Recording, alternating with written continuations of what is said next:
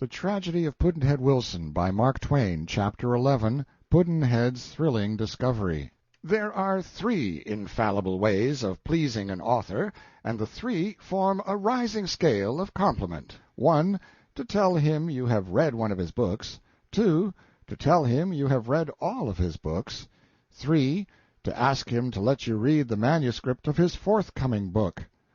Number 1 admits you to his respect. Number 2 admits you to his admiration. Number 3 carries you clear into his heart. Pudd'nhead Wilson's Calendar. As to the adjective, when in doubt, strike it out.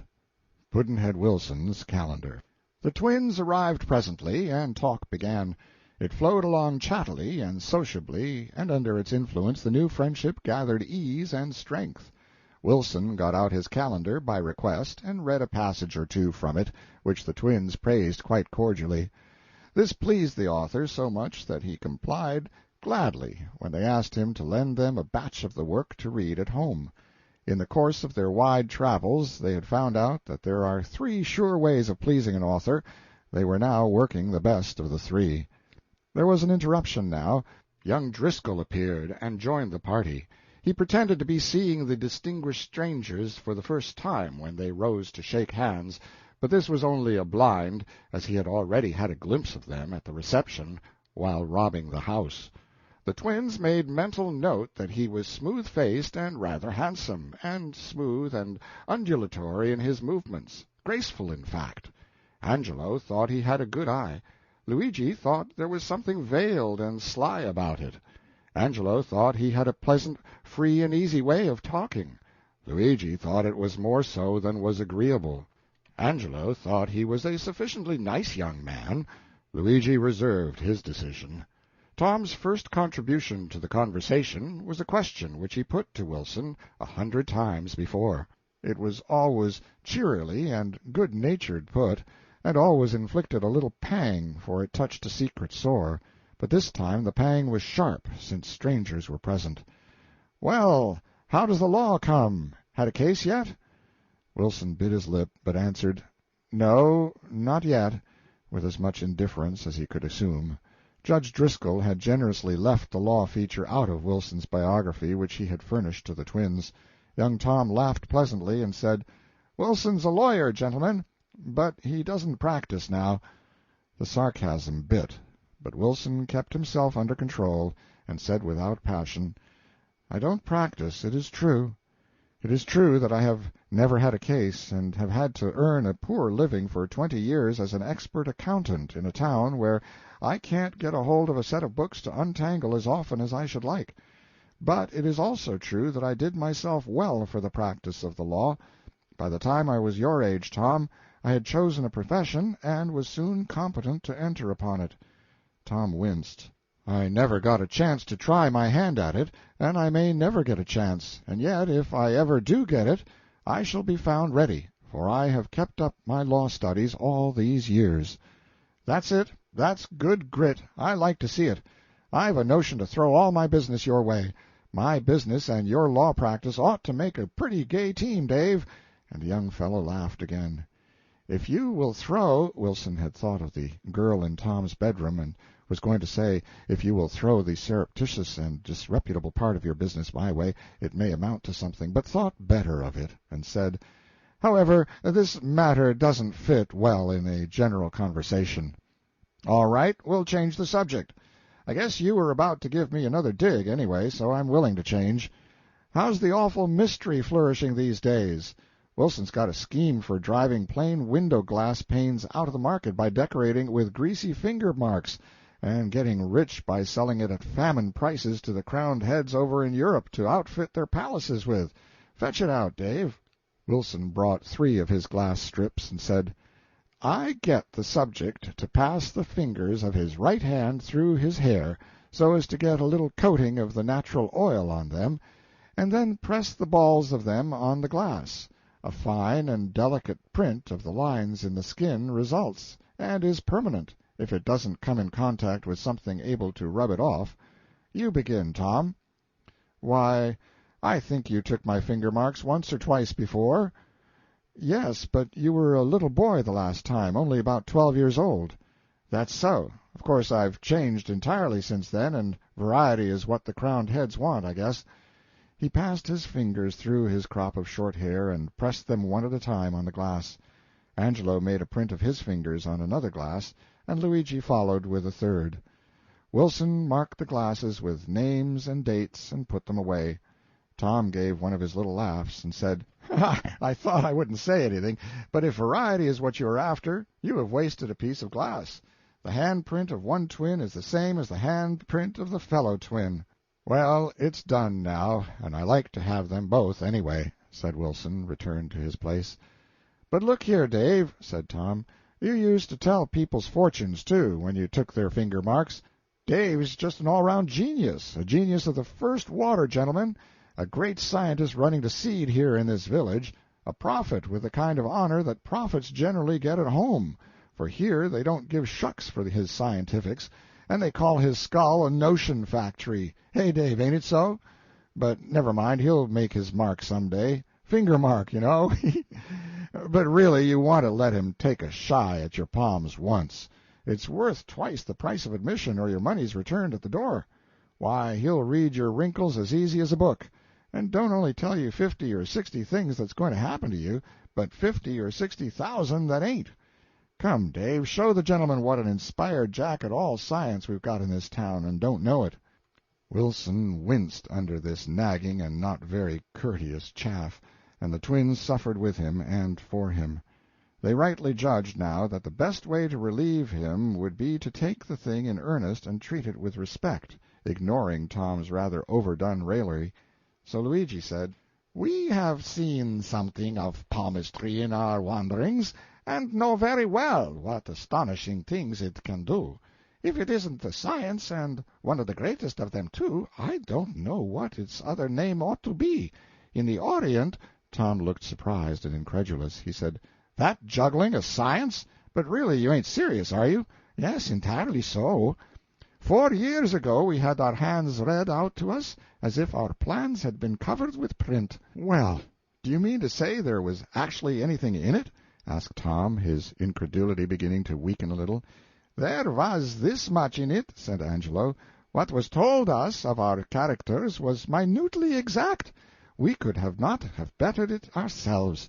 Next, 2 or 3 memorable things that have happened to us were laid bare, things which no one present but ourselves could have known about." "Why, it's rank sorcery!" exclaimed Tom, who was now becoming very much interested. "And how did they make out with what was going to happen to you in the future?" "On the whole, quite fairly," said Luigi. 2 or 3 of the most striking things foretold have happened since. Much the most striking one of all happened within that same year. Some of the minor prophecies have come true, some of the minor, and some of the major ones have not been fulfilled yet, and of course may never be. Still, I should be more surprised if they failed to arrive than if they didn't." Tom was entirely sobered and profoundly impressed. He said apologetically, "Dave, I wasn't meaning to belittle that science. I was only chattering, I reckon I'd better say. I wish you would look at their palms. Come, won't you?" "Why, certainly, if you want me to. But you know I've had no chance to become an expert, and don't claim to be one. When a past event is somewhat prominently recorded in the palm, I can generally detect that, but minor ones often escape me. Not always, of course, but often. But I haven't much confidence in myself when it comes to reading the future. I am talking as if palmistry was a daily study with me, but that is not so. I haven't examined half a dozen hands in the last half-dozen years. You see, the people got to joking about it, and I stopped to let the talk die down. I'll tell you what we'll do, Count Luigi. I'll make a try at your past, and if I have any success there—no, on the whole I'll let the future alone. That's really the affair of an expert." He took Luigi's hand. Tom said, "Wait. Don't look yet, Dave. Count Luigi, here's paper and pencil. Set down that thing that you said was the most striking one that was foretold to you, and happened less than a year afterward, and give it to me so I can see if Dave finds it in your hand." Luigi wrote a line privately, and folded up the piece of paper and handed it to Tom, saying, "I'll tell you when to look at it, if he finds it." Wilson began to study Luigi's palm, tracing lifelines, heart lines, head lines, and so on, and noting carefully their relations with the cobweb of finer and more delicate marks and lines that enmeshed them on all sides. He felt of the fleshy cushion at the base of the thumb and noted its shape. He felt of the fleshy side of the hand between the wrist and the base of the little finger and noted its shape also. He painstakingly examined the fingers, observing their form, proportions, and natural manner of disposing themselves when in repose. All this process was watched by the three spectators with absorbing interest, their heads bent together over Luigi's palm, and nobody disturbing the stillness with a word. Wilson now entered upon a close survey of the palm again, and his revelations began. He mapped out Luigi's character and disposition, his tastes, aversions, proclivities, ambitions, and eccentricities, in a way which sometimes made Luigi wince and the others laugh, but both twins declared that the chart was artistically drawn and was correct. Next, Wilson took up Luigi's history. He proceeded cautiously and with hesitation now, moving his finger slowly along the great lines of the palm, and now and then halting it at a star or some such landmark, and examining that neighborhood minutely. He proclaimed one or two past events. Luigi confirmed his correctness, and the search went on. Presently Wilson glanced up suddenly with a surprised expression. "Here is a record of an incident which you would perhaps not wish me to—" "Bring it out," said Luigi good-naturedly. "I promise you shan't embarrass me." But Wilson still hesitated, and did not seem quite to know what to do. Then he said, "I think it is too delicate a matter to— I believe I would rather write it or whisper it to you, and let you decide for yourself whether you want it talked out or not." "That will answer," said Luigi. "Write it." Wilson wrote something on a slip of paper and handed it to Luigi, who read it to himself and said to Tom, "Unfold your slip and read it, Mr. Driscoll." Tom said, "It was prophesied that I would kill a man. It came true before the year was out." Tom added, "Great Scott!" Luigi handed Wilson's paper to Tom and said, "Now read this one." Tom read, "You have killed someone, but whether man, woman, or child, I do not make it out." "Caesar's ghost!" commented Tom, with astonishment. "It beats anything that was ever heard of. Why, a man's own hand is his deadliest enemy. Just think of that. A man's own hand keeps a record of the deepest and fatalest secrets of his life, and is treacherously ready to expose himself to any black magic stranger that comes along. But what do you let a person look at your hand for, with that awful thing printed on it?" "Oh," said Luigi reposefully, "I don't mind it. I killed the man for good reasons, and I don't regret it." "What were the reasons?" "Well, he needed killing." "I'll tell you why he did it, since he won't say himself," said Angelo warmly. "He did it to save my life, that's what he did it for. So it was a noble act, and not a thing to be hid in the dark." So it was, said Wilson. "To do such a thing to save a brother's life is a great and fine action." "Now come," said Luigi, "it is very pleasant to hear you say these things, but for unselfishness, or heroism, or magnanimity, the circumstances won't stand scrutiny. You overlook one detail. Suppose I hadn't saved Angelo's life, what would have become of mine? If I had let the man kill him, wouldn't he have killed me, too? I saved my own life, you see." "Yes, that is your way of talking," said Angelo, "but I know you. I don't believe you thought of yourself at all. I keep that weapon yet that Luigi killed the man with, and I'll show it to you some time. That incident makes it interesting, and it had a history before it came into Luigi's hands which adds to its interest. It was given to Luigi by a great Indian prince, the Gaikowar of Baroda, and it had been in his family 2 or 3 centuries. It killed a good many disagreeable people who troubled the hearthstone at one time or another. It isn't much to look at, except it isn't shaped like other knives, or dirks, or whatever it may be called. Here, I'll draw it for you." He took a sheet of paper and made a rapid sketch. "There it is, a broad and murderous blade, with edges like a razor for sharpness.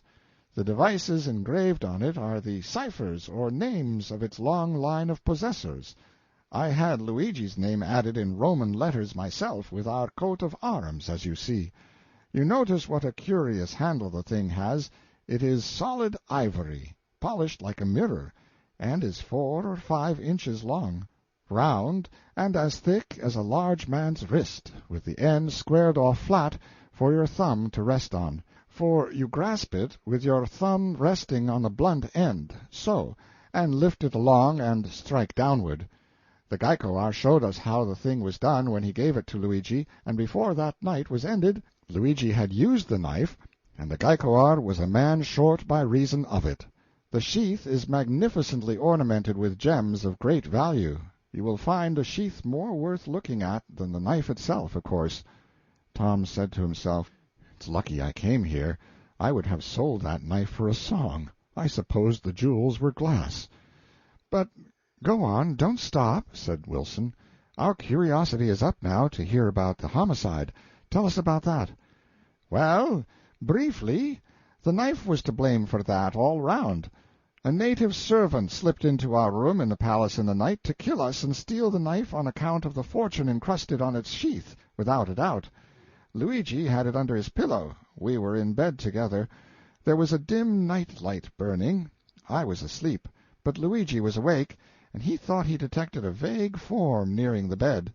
He slipped the knife out of the sheath, and was ready and unembarrassed by hampering bedclothes, for the weather was hot and we hadn't any.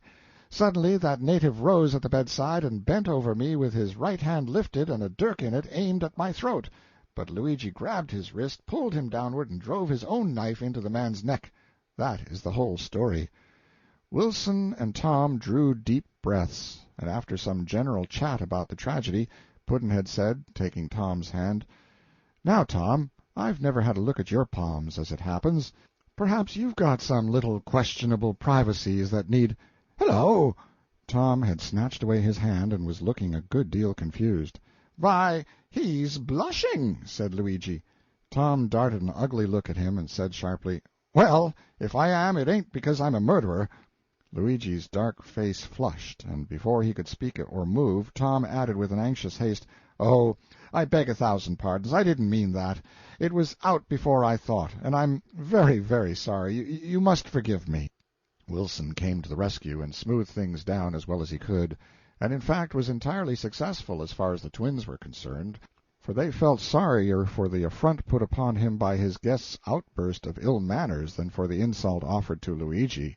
But the success was not so pronounced with the offender. Tom tried to seem at his ease, and he went through the motions fairly well, but at bottom he felt resentful toward all the 3 witnesses of his exhibition. In fact, he felt so annoyed at them for having witnessed it and noticed it that he almost forgot to feel annoyed at himself for placing it before them. However, something presently happened which made him almost comfortable and brought him nearly back to a state of charity and friendliness. This was a little spat between the twins, not much of a spat, but still a spat, and before they got far with it they were in a decided condition of irritation while pretending to be actuated by more respectable motives. By his help the fire got warmed up to the blazing point, and he might have had the happiness of seeing the flames show up in another moment but for the interruption of a knock on the door, an interruption which fretted him as much as it gratified Wilson. Wilson opened the door. The visitor was a good-natured, ignorant, energetic, middle-aged Irishman named John Buckstone, who was a great politician in a small way, and always took a large share in public matters of every sort. One of the town's chief excitements just now was over the matter of rum. There was a strong rum party and a strong anti-rum party. Buckstone was training with the rum party, and he had been sent to hunt up the twins and invite them to attend a mass meeting of that faction. He delivered his errand, and said the clans were already gathering in the big hall over the market-house. Luigi accepted the invitation cordially. Angelo less cordially, since he disliked crowds, and did not drink the powerful intoxicants of America. In fact, he was even a teetotaler sometimes, when it was judicious to be one. The twins left with Buckstone, and Tom Driscoll joined the company with them uninvited. In the distance one could see a long wavering line of torches drifting down the main street, and could hear the throbbing of the bass drum, the clash of cymbals, the squeaking of a fife or two, and the faint roar of remote hurrahs.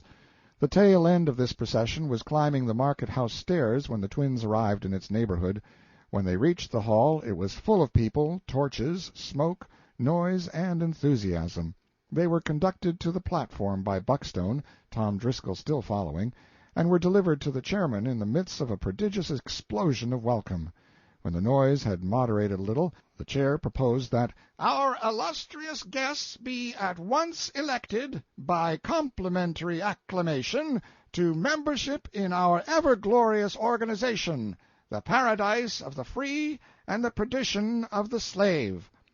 This eloquent discharge opened the floodgates of enthusiasm again, and the election was carried with thundering unanimity. Then arose a storm of cries. "Wet them down! Wet them down! Give them a drink!" Glasses of whiskey were handed to the twins. Luigi waved his aloft, then brought it to his lips, but Angelo set his down. There was another storm of cries. "What's the matter with the other one? What is the blond one going back on us for? Explain! Explain!" The chairman inquired, and then reported, "We have made an unfortunate mistake, gentlemen. I find that the Count Angelo Capello is opposed to our creed, is a teetotaler, in fact, and was not intending to apply for membership with us. He desires that we reconsider the vote by which he was elected. What is the pleasure of the House?" There was a general burst of laughter, plentifully accented with whistlings and catcalls, but the energetic use of the gavel presently restored something like order. Then a man spoke from the crowd and said that while he was very, very sorry that the mistake had been made, it would not be possible to rectify it at the present meeting. According to the bylaws, it must go over to the next regular meeting for action. He would not offer a motion, as none was required. He desired to apologize to the gentleman in the name of the House, and begged to assure him that as far as it might lie in the power of the Sons of Liberty, his temporary membership in the order would be made pleasant for him. The speech was received with great applause, mixed with cries of, "That's the talk! He's a good fellow, anyway, if he is a teetotaler. Drink his health! Give him a rouser, and no heel-taps!" Glasses were handed around, and everybody on the platform drank Angelo's health, while the house bellowed forth in song, "For he's a jolly good fellow, for he's a jolly good fellow, for he's a jolly good fellow, which nobody can deny." Tom Driscoll drank.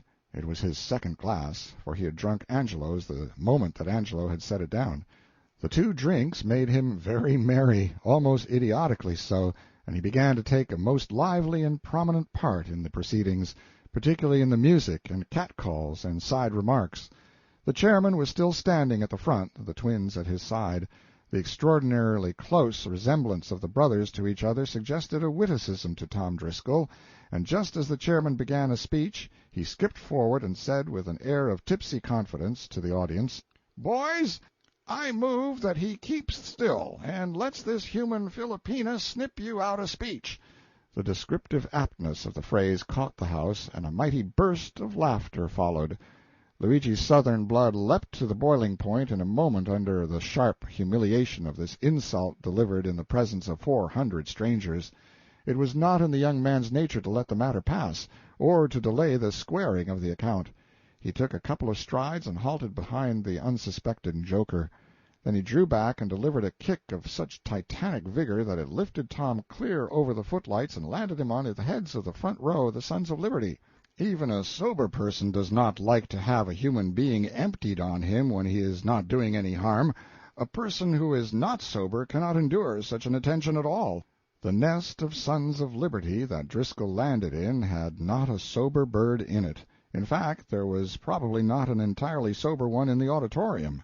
Driscoll was promptly and indignantly flung on the heads of sons in the next row, and these sons passed him on toward the rear, and then immediately began to pummel the front row sons who had passed him to them. This course was strictly followed by bench after bench as Driscoll traveled in his tumultuous and airy flight toward the door. So he left behind him an ever-lengthening wake of raging and plunging and fighting and swearing humanity. down went group after group of torches, and presently, above the deafening clatter of the gavel, roar of angry voices, and crash of succumbing benches, rose the paralyzing cry of "Fire!" The fighting ceased instantly, the cursing ceased. For one distinctly defined moment there was a dead hush, a motionless calm where the tempest had been. Then, with one impulse, the multitude awoke to life and energy again, and went surging and struggling and swaying this way and that, its outer edges melting away through windows and doors, and gradually lessening the pressure and relieving the mass. The fire boys were never on hand so suddenly before, for there was no distance to go this time, their quarters being in the rear end of the market-house. There was an engine company and a hook and ladder company. Half of each was composed of rummies and the other half of anti-rummies, after the moral and political share and share-alike fashion of the frontier town of the period. Enough anti-rummies were loafing in quarters to man the engine and the ladders. In 2 minutes they had their red shirts and helmets on. They never stirred officially in unofficial costume, and as the mass meeting overhead smashed through the long row of windows and poured out upon the roof of the arcade, the deliverers were ready for them with a powerful stream of water, which washed some of them off the roof and nearly drowned the rest. But water was preferable to fire, and still the stampede from the windows continued, and still the pitiless drenching assailed it until the building was empty. Then the fire boys mounted to the hall and flooded it with water enough to annihilate 40 times as much fire as there was there. For a village fire company does not often get a chance to show off, and so when it does get a chance, it makes the most of it. Such citizens of that village as were of a thoughtful and judicious temperament did not insure against fire, they insured against the fire company. End of chapter 11.